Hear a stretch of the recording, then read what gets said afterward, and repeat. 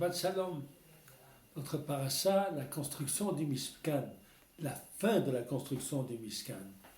Et après que le Mishkan a été construit, comme Dieu l'avait ordonné, avec toutes les kavanotes, les intentions pures qu'il fallait, eh bien, la Torah nous dit Vaychas he'anan et ol moed ukvod Hashem malé et Mishkan.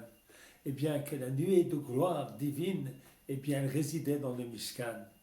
Et Moshe ne pouvait pas entrer dans le Mishkan.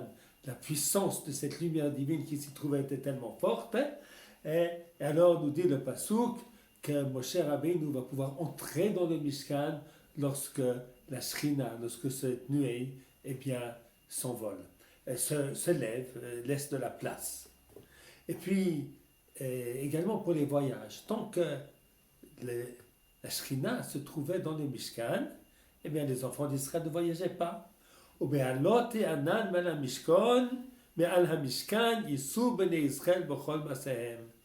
dès que la nuée eh bien, quittait le Mishkan, s'élevait, les enfants d'Israël voyageaient.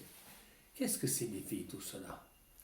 La Shrina, c'est une puissance extraordinaire de présence divine.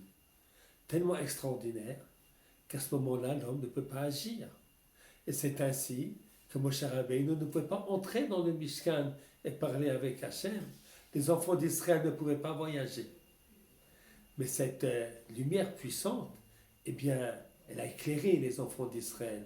Elle les a élevés. Elle a fait de Moshe un être encore plus puissant, extraordinaire qu'il était auparavant. Et les enfants d'Israël, emplis de la volonté de faire ce qu'Hachem demande. Mais pour qu'ils puissent agir, eh bien, il faut que la Shrina laisse de la place. Et c'est ce qui se passe. Cher Rabbi nous doit parler avec Hachem. La Shrina dit, je prends un peu de recul. Parce que tu devras être mon associé. Tu devras agir. Toi, tu devras agir.